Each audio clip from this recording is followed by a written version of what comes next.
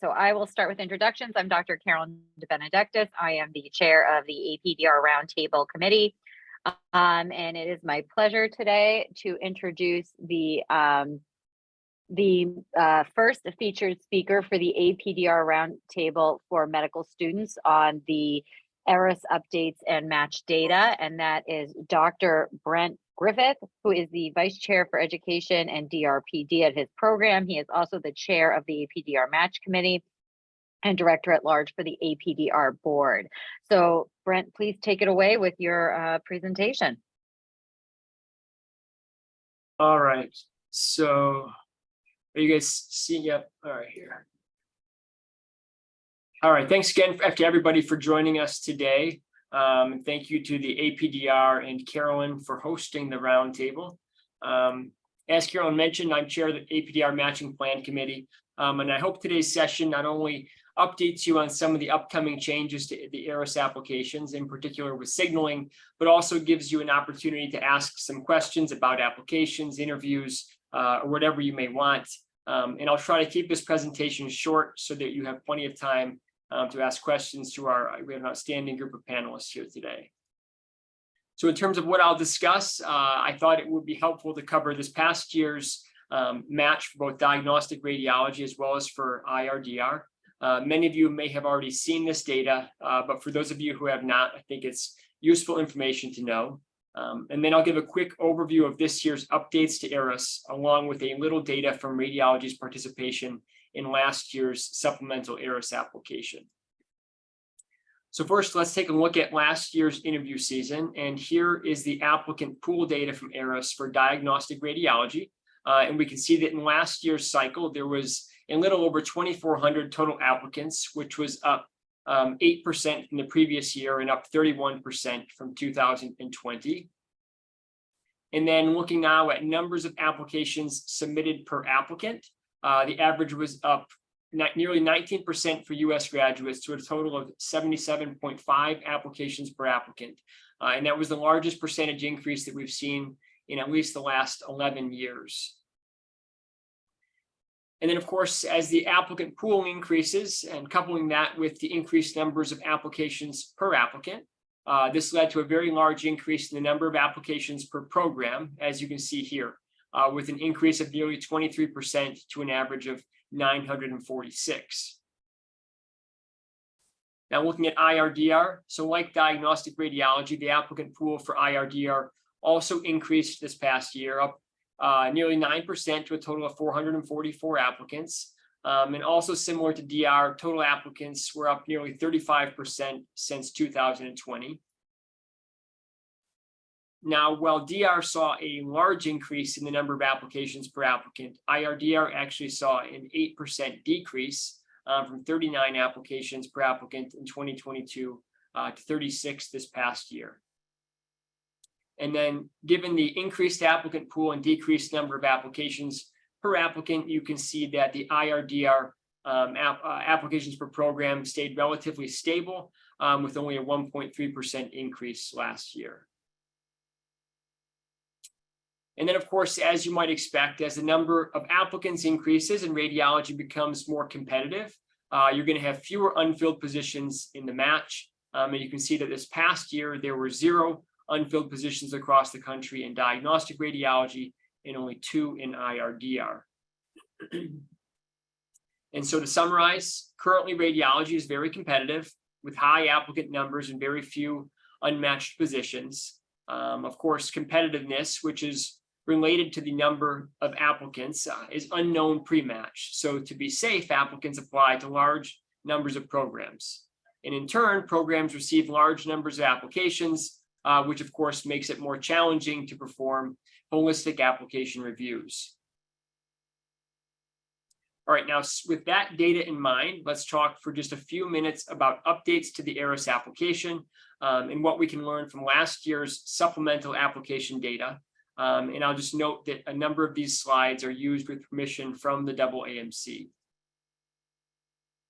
So as you may or may not be aware, these ERAS changes are the result of a multi-year process, and radiology was one of the 16 specialties that participated in the supplemental ERAS application pilot in 2023. And now beginning this year in 2024, these changes have been fully integrated into ERAS for both applicants and programs. Now, why did ERAS make these changes? Well, as the data I just showed demonstrates, application numbers have been steadily increasing, making it more and more difficult for programs to conduct holistic application reviews. And so one of the important goals of these changes was to help drive holistic reviews by providing better information about applicants. I think we'll take a quick look at the changes for this year for residency applicants. First, the experiences section. So in past years, there was no limit to the number of experiences that applicants could include. And so applicants would frequently list numerous experiences, and it made it difficult to sort out what was or was not truly important to that applicant. But for this year, applicants will be able to focus on up to 10 experiences, and then they can designate up to 3 of those as the most meaningful experiences, and also provide a short essay explaining why that's the case. Applicants will also have the ability to describe any challenges or hardships that influence their journey to residency with the impactful experience question. This could include experiences related to family or financial background, community setting, educational experiences, or general life experiences. And in the year 2 pilot, 56% of all applicants answered this question. So not all applicants will answer it, and programs shouldn't expect answers from all applicants. Jade, did she say if they've interviewed anyone to be division director? All right. The next section is geographic preferences. And the goal of this section is to provide a means for applicants to share their geographic preference in a fair and accurate way, rather than requiring program directors to infer an applicant's preference, perhaps by where they went to undergrad or where their hometown is. Now, similar to the year two pilot, applicants will again be able to select up to 3 out of 9 geographic locations, which are divided according to the U.S. Census regions and divisions, or applicants can indicate that they have no preference. Applicants will also have the option to indicate a setting preference, which includes more options this year, including urban, suburban, rural, and then a combination of those. And then, as you can see here, the geographic preferences portion of ERAS will include a map detailing the various U.S. divisions. Now, what information is shared with programs? Well, if the applicant indicates a preference for a program's division, then the program will see the applicant division preference, and if provided, a short explanation of why they prefer that division. If the applicant selects no division preference, then the programs will see no preference along with a short explanation. And if the applicant indicates a preference for another division or skips the section, then no information will be displayed for the program. And then with regards to setting preferences, if the applicant indicates a preference for a setting such as rural, urban, or suburban, then that preference and explanation will be shared with all programs to which the applicant applies. If an applicant doesn't respond or skips the question, then no information is shared with any programs.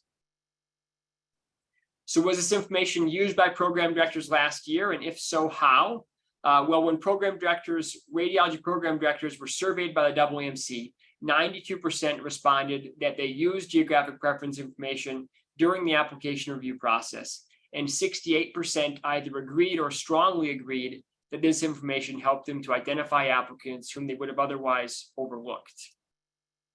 Additionally, in the annual APDR survey, 73% of radiology program directors said that geographic region was either very important or somewhat important in their decision to grant an interview. And 76% responded that if an applicant designated a geographic preference that coincided with their program's location, it increased the likelihood of offering an interview to that applicant. And these box plots from the AAMC summarize the relationship between geographic preference and interview invitation based on data from the 2023 cycle. And we can see that for both diagnostic radiology as well as IRDR, applicants whose geographic preferences aligned with the program's location, which is shown in red, were invited to interview at higher rates than those who reported no geographic preference in blue, and those whose preferences were misaligned with the program location, which is in green. All right, and the final section is program signals. And the goal of signaling is to provide applicants with the opportunity to share a genuine interest in a program. And as you can see, specialties are quite varied with regards to the numbers of signals available to applicants, ranging all the way from 2 to 30.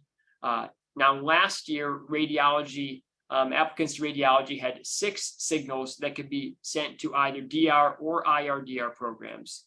But for the upcoming year, in order to ensure that applicants have the ability to express their interest to enough programs, that number was changed to 6 gold signals and 6 silver signals. The other change this year is with regards to signaling home institutions and away rotations. Last year, the AAMC left it up to individual specialties to make that determination. But for the upcoming year, the guidance in the AAMC is that applicants should signal any program that they're interested in, including home programs and away rotations. And so this will require potentially more signals than last year. And so this was another consideration in increasing the number of signals. So how are program signals shared with programs? Well, they're reported in such a way that a program only knows if an applicant signals their program. So for example, if an applicant signals a preference for a particular program in a single tier system, that program will see that signal. And if it's a 2-tier system, the program will see whether that signal is gold or silver. But if the applicant signals a different program or does not signal that program, or if the applicant skips signaling, then the program sees no information. Now, last year, you can see that nearly all radiology programs participated in program signaling, and that is the case again this year. Looking at how many signals programs received last year, on average, diagnostic radiology programs received about 63 signals, and IRDR programs received about 12, but you can see that there's a very wide range across programs.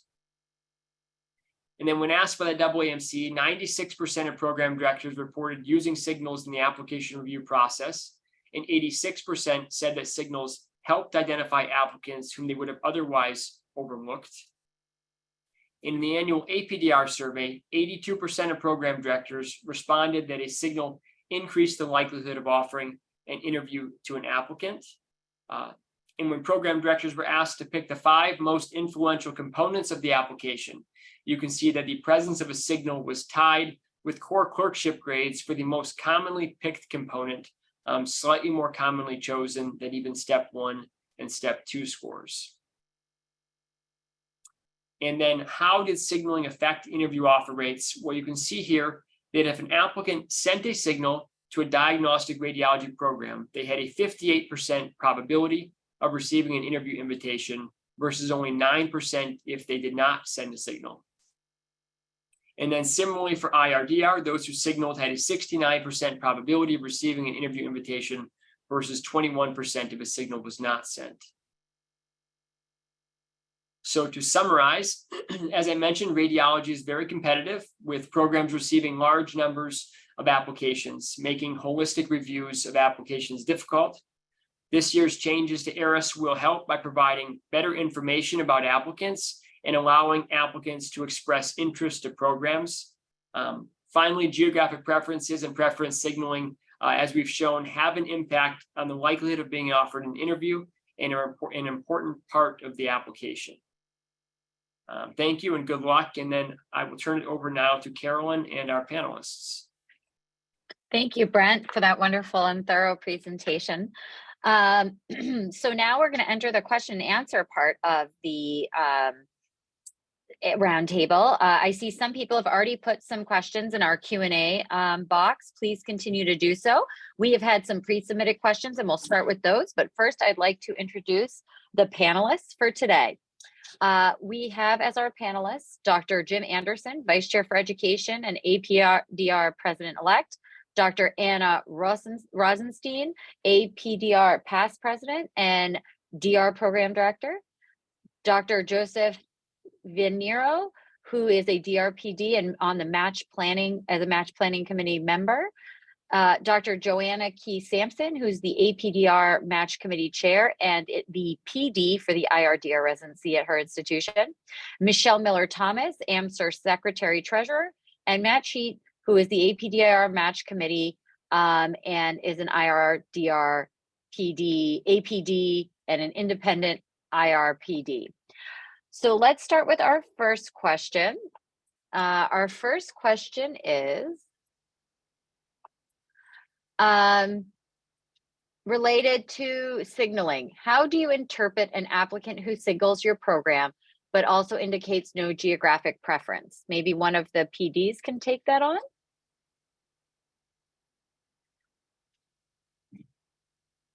Sure, I can start.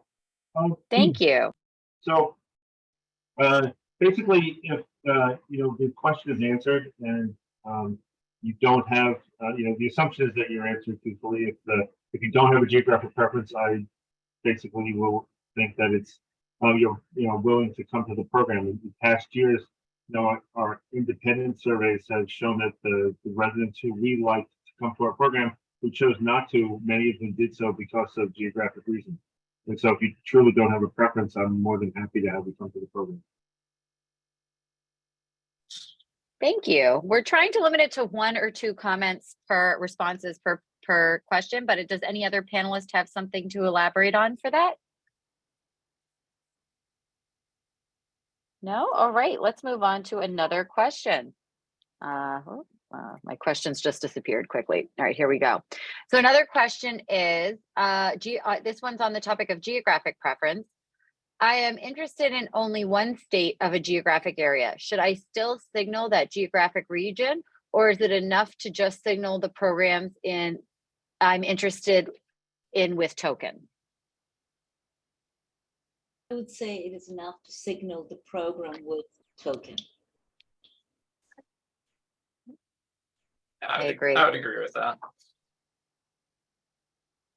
All right, wonderful. We'll move on to a few more pre-submitted questions. Any specific advice for reapplicants who are already doing their prelim or transitional year, but so maybe didn't match last year, are currently in their prelim transitional year and are now trying to rematch in radiology? I can take a crack at that. Thank you, Jim. Sure, that's a difficult position to be in, obviously, and I think there's 2 important parts to remember. You're going to be looking at programs that are willing to take our candidates or the reserved candidates for physicians that might be able to take you since you've already done your preliminary year. So that's a very limited number of positions in the country. So you have to look very carefully at what each program is offering as to whether it's a categorical, an advanced, or a reserved spot. So you're going to want to definitely look at the reserved spots. And then in addition, as long as you can kind of burn a year, you can look at the advanced positions as well. And if you're reasonably competitive candidate, you have a chance of matching into those positions, but you will be competing with individuals straight out of medical school. And so it's a competitive environment to be in. Good advice. Good advice. All right, next we'll move on to some general application questions. This person asks, I was wondering if there are any programs that considers applicants who have already finished other ACGME accredited residency programs, but like in a different specialty. So someone already finished, let's say, surgery, and now has decided that they would like to do another residency in radiology. Should I take a crack at that one? Please, Anna, thank you. So it's again, it is a difficult question because the physician may be extremely well qualified and have an outstanding record. Unfortunately, institutions generally get funded for a specific number of years.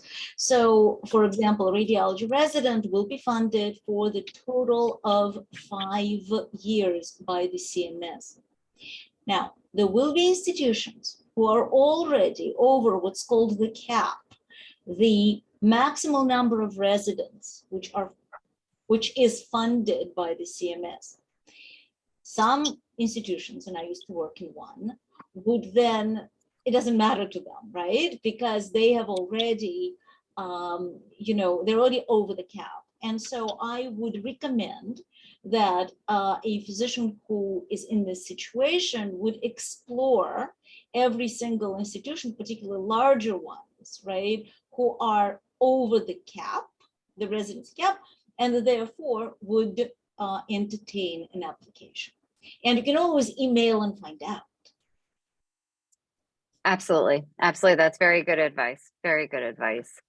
Another question in the general category is sometimes letters of recommendation and USMLE scores arrive slightly later than the September 27th cutoff. And that's when ERAS is available for the PDs to download, and the majority of PDs, from my experience, start reviewing applications. Is it acceptable for these to apply late? Do PDs start downloading applications immediately? What is the best way, if necessary, to update programs of new additions to your ERAS application, or is it automated?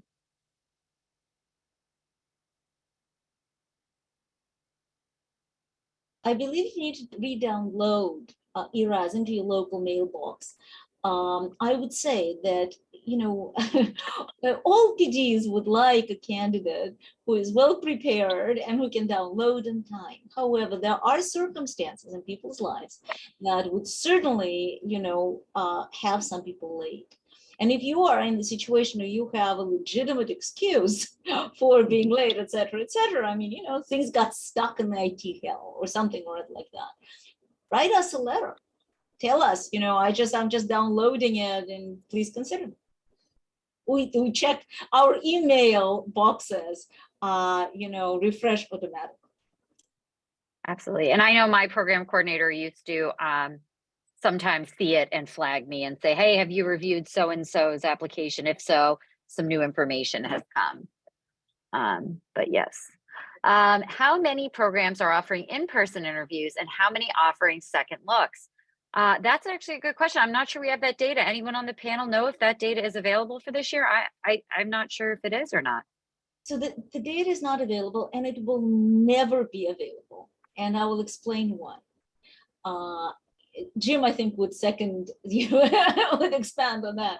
But to say the least, there's no, there is a recommendation to have majority of interviews virtual, but there is no law, right? And therefore, every single program will make their own decision, but they must make the applicants informed of the decision. And so you're best off looking at the residency website and as needed, call and ask questions. Absolutely. Great advice. Great advice. Any IR programs offering interviews in a different format from their DR program? So this might be a great question for one of our IRPDs or both. I think there were two people involved in IR program directorship to answer if at your institution, for example, would be a good example, is your format different for IR than DR? And any of the regular PDs, if you know there's a difference. So somebody can start with that. I can only answer for my program, the DR and IR program at my institution, because I think it varies and it can vary a lot across institutions. But at my institution, we're doing the same format of interviewing for both DR and IR programs. Yeah, I agree with that. We're doing the same. We're doing virtual in both sections. Good to know. And any of the DRPDs that have IR programs, I know we're trying to keep it to minimum, but quick yes or no. Are your formats the same or different at your institution if you have an IR program at your institution? Same at ours. Same. Formats are the same, but the interviews are separate, so people are required to interview both programs. Okay, nice. Right. Wonderful, thank you. So next we'll move to some questions about international medical graduates. How can IMGs increase the chance to review their application? How can IMGs increase their chance to review their application? I'm assuming that means to have their application reviewed. Since everyone's silent, I'll get a crack at that. Thank you. You know, you now have 12 signals. That's going to be your best bet. And I would advise all applicants, IMG and non-IMG, to consider their chances realistically and apply to such programs who, A, you know, interview and match IMGs regularly. And once again, an email and a phone call, they don't hurt. I agree. And one caveat to that, I will say there is a point where it does hurt if you become incessant. So I always think one email, one phone call is enough. I think if it becomes multiple, it can actually harm your application. So just remember that one well-worded, polite email goes a long way, but multiple sometimes not as much. Another question, what would you say is the most important single factor when evaluating an IMG application? Is it step 2 score? Is it research? Is it letters of recommendation? Is it something else? I think probably each program has their own individual ideas about that, and there probably isn't a general. So some places will put pretty strong emphasis on scores because it's a commonality. Others may put more recommendations or your personal statement, your story. It's really each program probably has their own individual view of IMGs. Excellent. I agree. I think it's individual, but like you said, anything that kind of can be used to compare you on the same level as the rest of the applicants always is a good one. Do PDs evaluate the MSPE for IMGs? Now, I will tell you before someone answers, not all IMGs have a standard MSPE, so we can't always, but anyone else? I would say that I look at every single piece of documentation that comes across the ERAS panel for the pre-selected group that I'm interested in. And if any applicant, it doesn't matter, IMG or not IMG, ends up, I'm going to read everything the Dean of Students had to say, no matter what format it is. It's due diligence, and one hopes that everybody does. I agree, Anna. And if we're doing holistic application reviews like we should, that is exactly what should happen, just like Anna said. Last in the pre-submitted questions for all the pre-submitted questions, should IMGs apply to programs that have not matched IMGs in recent years? Very good question, actually. We could poll the panelists. This is sure. Yeah. It's an interesting, so if I may just make a statement, you now have 12, not 6 signals. All right. The market is very competitive. We're getting a huge number of applications. Use the signals, right? If you now have 12, if you want to apply to a couple that have never had IMGs, you can probably, you may be able to kind of afford that. That would be my opinion. But again, you need to look at things realistic. Yeah, I think to second on that is, some programs will have, like Anna said earlier, rules that are imposed by GME and their local institution or however for payments and types of visa issues. So there's all sorts of reasons that a program may not be looking at IMGs. And if they have a history of not looking, that might be an indication that's true. On the other hand, it may not. So it's really hard for IMG to know for sure why a program has not matched IMGs in the past. It could be institutional rules, it could be preferences of that particular institution. But certainly if a program has not matched IMGs in their recent historic past, it's probably a good indication that they aren't looking strongly at those people in general, but you just never really know for sure. I agree, Jen. Yeah, I agree. it would be great if every program was very transparent about that and could put that out there, but sometimes things change and they just aren't willing to or can't say that for various reasons. I agree. Oh, can everyone hear me? Something just happened with my earphones. Yeah, you're good. I'm good. Okay, good. So let's move on to the new questions, which are quite numerous. The first one is, will IRPDs view no info on geographic preference more as not answering the question for location preference, or as applicants not preferring their geographic location?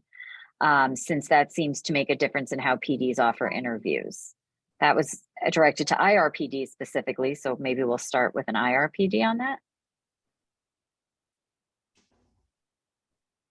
Well, I know based on last year's PD survey, when there was no information on geographic preference, 62% of PDs interpreted that as an applicant was less interested in my program's region, and 38% interpreted that as the applicant was less interested in my program. So this was data from last year. So you're going to find a mix of PDs interpreting like either because you're not interested in their program or that region. Yeah, I agree. I think it's not a, go continue.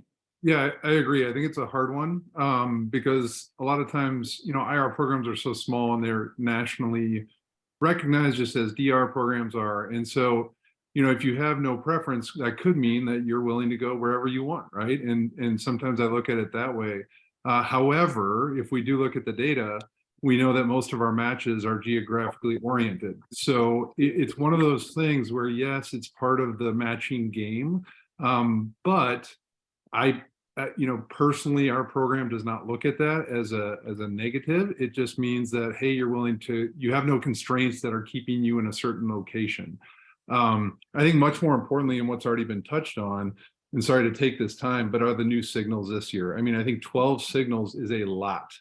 And I think we saw last year by the data that it makes a difference, and it really does. It means that you have a true preference for that program. And so you have to figure out, how you're going to disperse those, if you will. I had a really good mentor, and I mentored my students the same way. Have a couple, if you have 12 preferences, use 2 of them or 3 of them to reach for the stars. Go for a program you think you have no shot at, but you'd really like to go to. Then use the next middle ground for those programs you think you have a legitimate shot at based on your background, your scores, your whatever. And then have 2 or 3 safety preferences on the bottom end that you think, hey, I think this is in my geographic location. I think I have a really good shot. I know the program director's there. I've talked to them. I've done an away rotation there. Whatever it might be that gives you an upper hand. That's sort of my overarching recommendation in how to use these signals. But I think that's way more important than the geographic preference. Thank you. That's very helpful. So we have about 72 questions and we have 30 minutes. So I can't guarantee we're going to get to all of them. So I'm going to try my best here. This next one should be a quick yes or no. Thank you for this question. Thank you for answering the question about signaling for home programs and away rotations. Is this in a written document somewhere? Anna, that sounds like, or Brent, is it written somewhere? It must be. I feel like I got an email about it.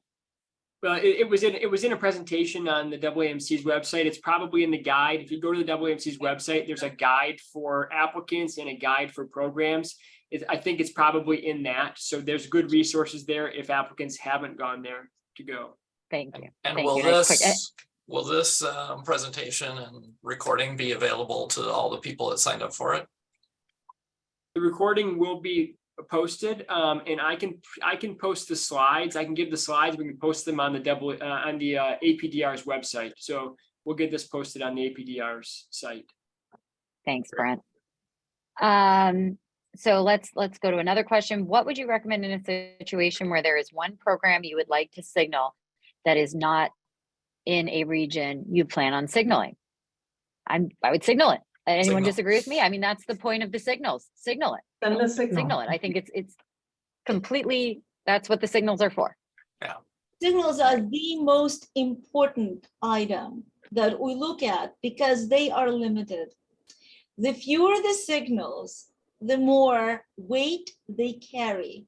So, even if you don't really particularly want to be in that region, but you really want to be in that area, that program, and that's what's important to you, well, what do I care? Come on in. Right. So Carolyn, there's yeah. multiple questions about gold and silver and what that Yes, means. So yes, maybe we yeah, should that's- address that. Yeah, that's that. Well, I want to do one first because it'll be a quick one. Okay. Are all interviews remote this year? And we answered that they are supposed to be. That APDR said it's better for equity, all this stuff. Does that mean it's going to happen? No, you'll have to check with individual programs. But my assumption, and everyone on this call, I think will agree with me, the majority will be remote, right, everybody? Yes, absolutely. Okay. So now let's go over gold, silver signals. Somebody wants to explain that and also talk about how programs will view the difference between. So let's talk about what they mean, gold versus silver, and how we think programs will view them. May I take a crack at this, Brent? Go. Is that good? Yes, please. Signals connote interest. And the likelihood is that if we invite you to interview, you will actually come and everybody benefits, right?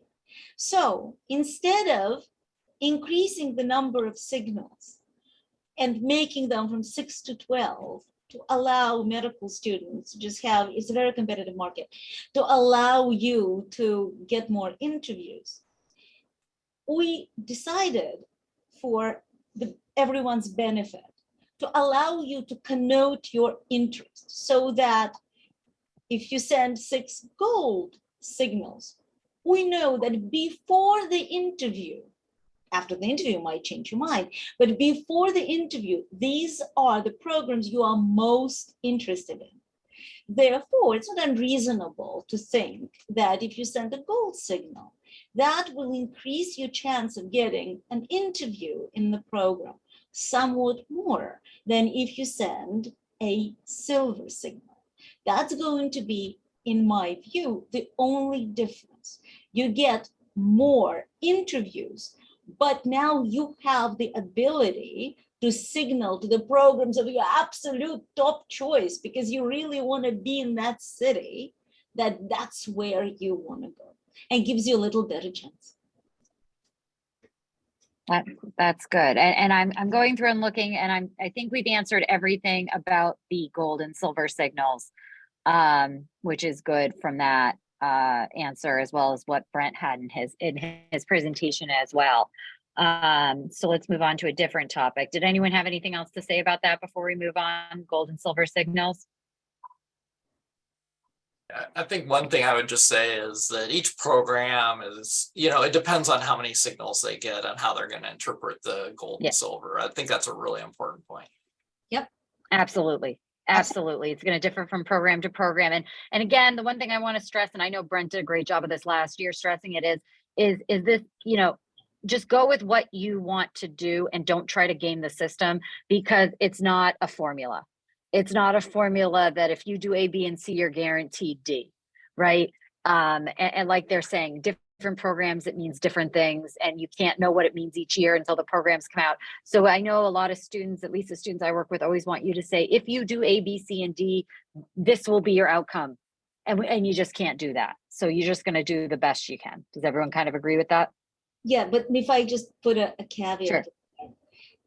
Absolutely agree that the medical students and applicants need to go with what they want to do and where they want to be, but they have to be realistic, looking Oh, absolutely. their chances. They need to assess their performance, their holistic, the folder, their record, realistically, right?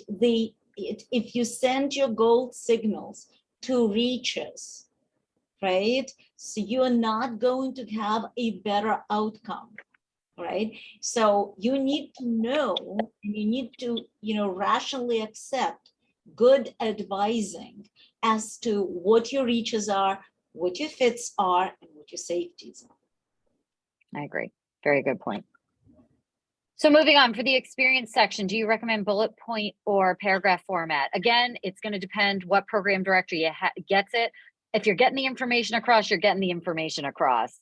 I think the majority I saw last year were paragraph format, but again, if you got the information across to me, I wouldn't care. What does everyone else think? Agree. Same, as long as the information gets across? Format doesn't matter. Yeah, format doesn't matter. I agree. What will programs think about signals to their program without a geographic preference to that region? Again, we discussed this. I'm just going to quickly recap it.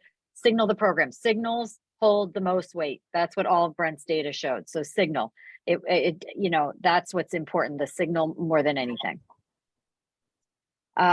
Wouldn't a competitive program directly filter out silver signals? I do not get the reason of having them. I left this one in even though we talked about signals, because I thought it was important. Does somebody want to take a crack at this? Again, I think this is like reading someone's mind and we can't say for sure. But I think there's different programs, right? Not all programs are competitive, right? As competitive, right? I think it's probably going to be my answer.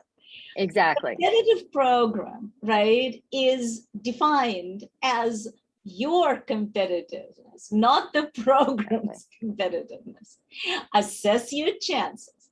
If you are a fit for a most competitive program in the country, okay, they will look at you even though you are a silver signal.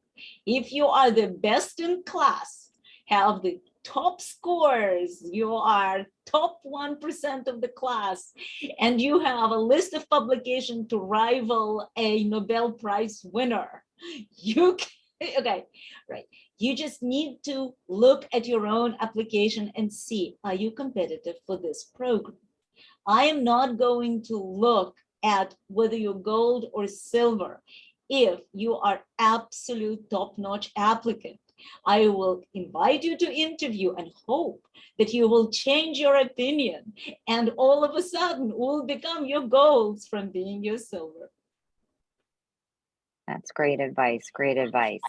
Again, on the signaling. Yes, please. The other thing I just want to point out is that if you look at the distribution in the presentation, if you look at the distribution of signals, yes, some programs who were getting 140 signals, if they get all gold and they get another 140 silver, yes, they may look at more of the gold, but there's a lot of programs that are getting 30. So, you know, there's it's really there's a broad distribution. So it's hard to say what any particular program is going to do. It's just like Anna said, it's very program dependent. So. And if you really want to be in that program, send them gold. And if you don't particularly want to be in that program, well, they filter you out.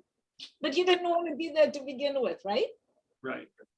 There you go. Yeah, I think that's a good message to reiterate. It's the gold and silver really has to do with your preference on which programs do you more strongly want an interview at. If you have 6 that you most strongly want an interview, those should be your golds, and the next 6 that are in your interest should be the silver. And so it's really about your preference, not about how the program views them, because you can't control that. Exactly. I agree. If you're interested in IRDR and you are applying to both at program X, so you're applying to an IRDR program and a DR program, should you signal both their IR and their DR? And this person's concerned because it cuts your signals in half. And that is a conundrum with the dual applying and the signals. Any advice? Our advice is yes. Do signal both IRDR and the DR program, because you have to treat those 2 programs at the same institution as 2 different programs. And the DR program has to know that you're interested in their program too. So yes, the advice is please do. From those panelists who were at the inception of this process, Joanna and Brent and I, the reason we started with 6 rather than 4, as for dermatology, for example, is exactly that, to give you extra tokens so that you can signal in Brent and Anna and Joanna and, and have a good mix so you match. Right, so the 12 signals is like a lot of signals. Okay, so if you and so this is why you need to signal both to give you the best chance of ending in radiology. Can you still can enter IR through radiology? I think we kind of answered this, but again, I hope there's a lot of questions and I've been listening to a lot of things that I'm forgetting. So panelists, please remind me if we have answered this all, have or have not. Given we have 12 signals, are we at the point where you must signal to be considered? And I think we discussed that your chances are always better if you signal, but it's not a no-go if you don't. Is that the take-home message from that, panelists? Yeah, I think you have your 12 signals, and then you have a limited number of other programs that you're still interested in, because there are programs that will not have enough signals potentially to fill all their spots, or enough qualified signalers, because you have to remember that too, that there's going to be people that may not match what that program's looking for that signaled them. So some of the people that signaled them will not get interviews, and they will have to start looking into the non-signal candidates. Absolutely. But your Absolutely. your odds of getting an interview in that are much smaller, as the data shows. May I just add something to this? So what Jim is addressing in this eloquent manner is the first layer of interview invitations. Okay, so if a program doesn't get enough signals during this first, flurry, this first, 2 weeks when everybody is inviting, et cetera, and you as a candidate didn't get enough interview invitations after sending 12 signals, then you may reassess your chances and start calling programs that you thought were your safeties and you didn't really need to send a signal. And in that program, the phone call will become a signal, all right? And it will sound like you are genuinely interested. So this process continues past the signaling phase for the programs and the applicants who did not have enough success in the first wave. Okay. Thank you, Anna. I'm going to skip some questions that are outside the scope right now of this discussion. We aren't here to talk about independent IR fellowship, so we'll skip that. If we have time at the end, we can go back. There's a question about the holistic application review. I will give a quick summary on that. I wrote a paper on it, so I'm probably the best one to do that. So holistic applicant review is the whole point is not to just base it on metrics. So not just to base it on grades and not just to base it on test scores. It's to base it on the applicant as a whole person, because there's more than just test scores and grades that go into making a good doctor. So what a holistic applicant review is not to filter by step score, and to review the whole application and consider things like work experience, altruistic qualities you can take from their personal statement, etc. That would make them a good doctor, and weight them all evenly, and not put overemphasis on just metrics and test scores, which sometimes can be skewed. And the purpose of it is to get people that are better matched for your program, better matched for your specialty, as well as a more diverse group of candidates. So it's just a more thorough application review than might have been done in the past. And it's what has been recommended to start being done at all radiology residency programs across the country. How do you recommend we assess our competitiveness for programs and decide who to signal? The Residency Explorer tool has removed data that used to tell us the average step 2 scores, research experience of individuals and programs, so it's difficult at this time. Any tips?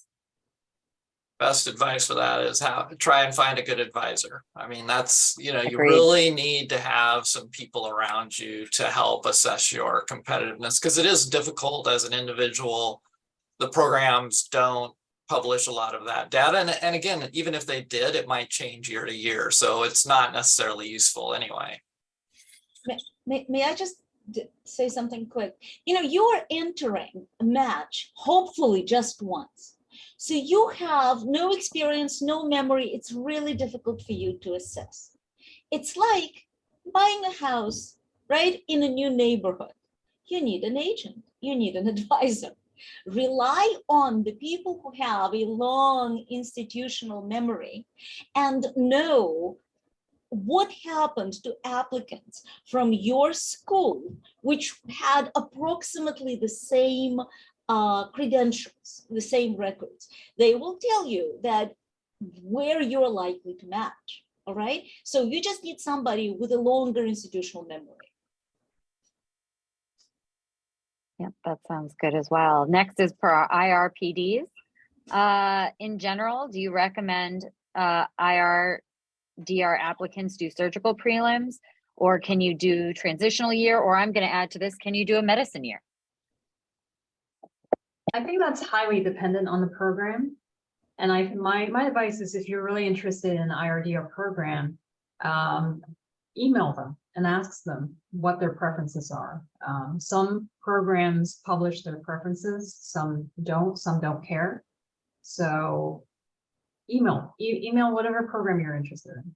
And maybe Matt can add to this. Yeah, I think that's a great point. Email, a lot of them are attached now anyways. They're categorical where it's going to be a surgical intern year, but I don't think that's mandatory in any way, shape, or form. It's totally program dependent, and you should reach out if you have a strong interest in that program to get their advice. Great suggestions. I agree. When looking at programs to apply to, how much weight should you put on their average step 2 score from last year's match to gauge your competitiveness? I think we just said they're not publishing them anymore, right? Right. All that data is very suspect anyway. It's a it is suspect. It's kind of general ballpark. If you don't have a great step 2 score, but your dean's letter says you are top 10%, even if you don't have, it's okay. So you don't have a great score, but you did great in medicine and surgery. That's big, Yep, I agree. Any advice on being a DO applicant as the first class where step 1 and level 1 are now pass-fail? I'm not sure it would affect DO students any more than it affects everyone else, because for everybody, step 1 and level 1 are pass-fail now, correct? And so I think it's the same thing, that step 2 becomes more important in other parts of the application, and make sure the other parts in your step 2 are strong. Anyone else? This was done so that we actually do get some holistic review in together with the signals. And so if otherwise your record is stellar, right? Come on in. Yeah. IMG question: how do you perceive home institution, in other words, international medical school, letter of recommendation? Would you like to see a letter from a clinical rotation like internal medicine, even if it's from a foreign school? Of course, medicine. Yeah, and if it's a good letter, it's a good letter. It's a good letter, and doctors are no different anywhere, right?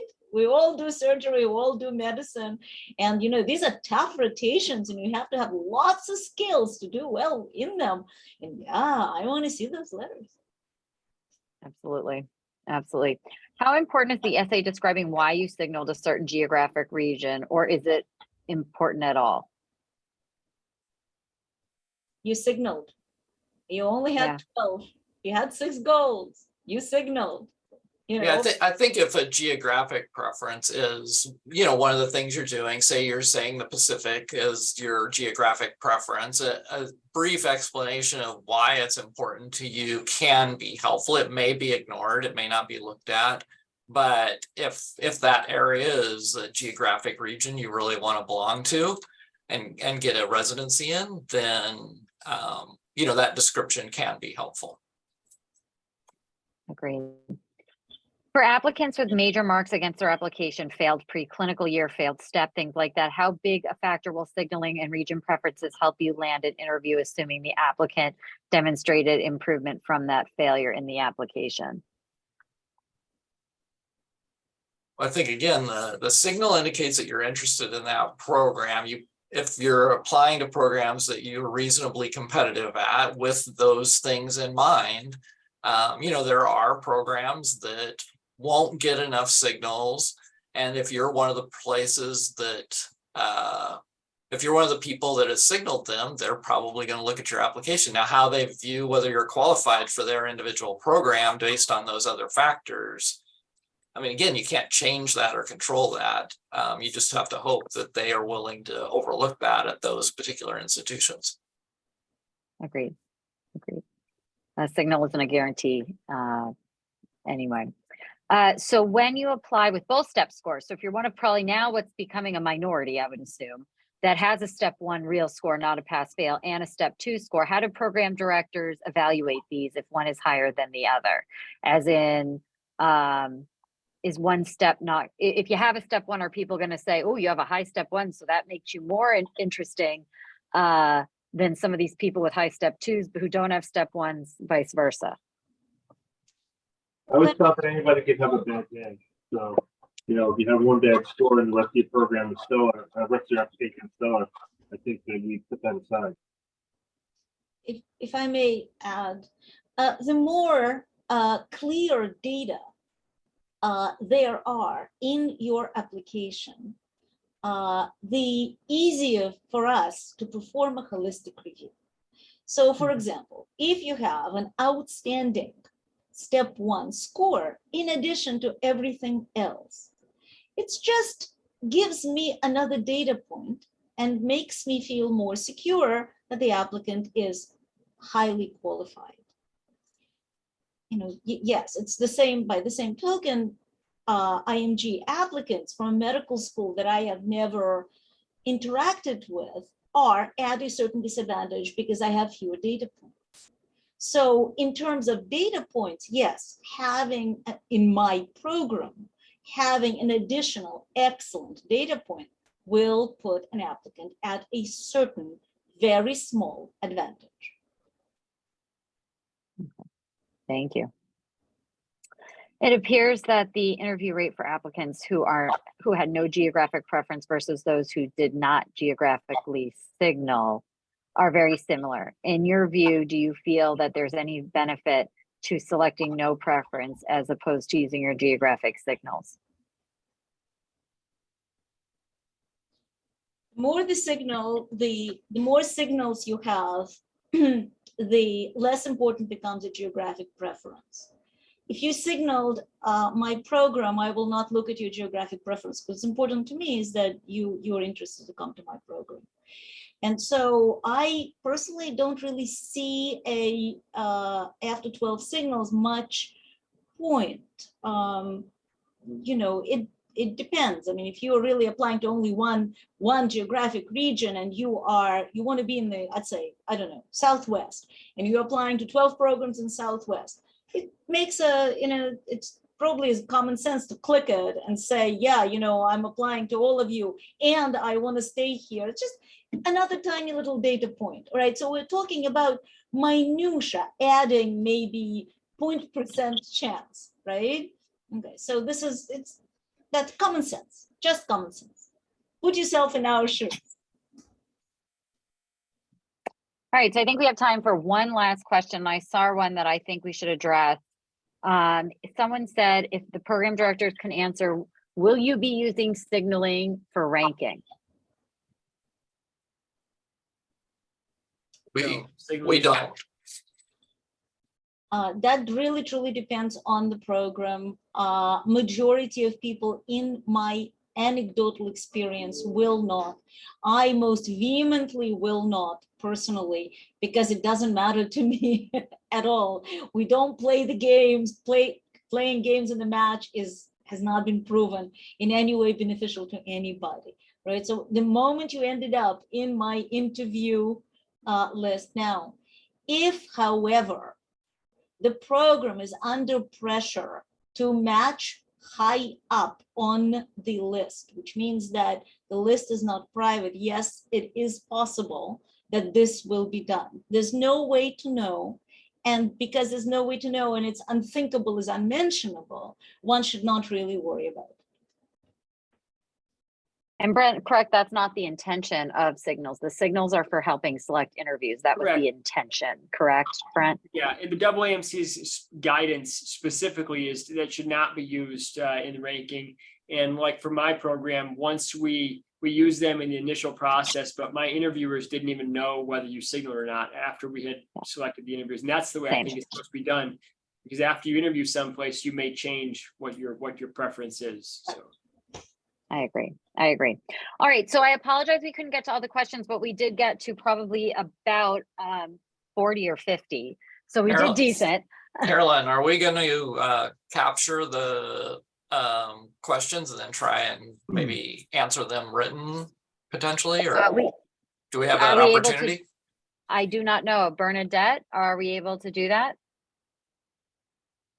Yeah, we should be able to capture those questions for you. Okay. All right. So we'll capture them and try to answer as many. A lot of them are redundant. I tried to go down when we start to get to the end to see if there were any, a lot were very redundant. So a lot of them might have already been answered, but we will do that.